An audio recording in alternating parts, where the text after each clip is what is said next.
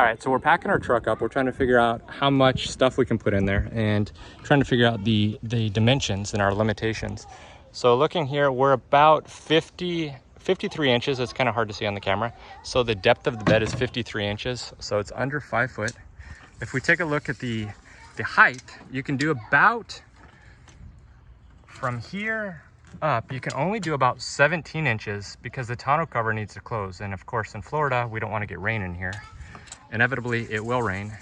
And then we take a look at the width, and we're about 51 inches, depending on the camera angle.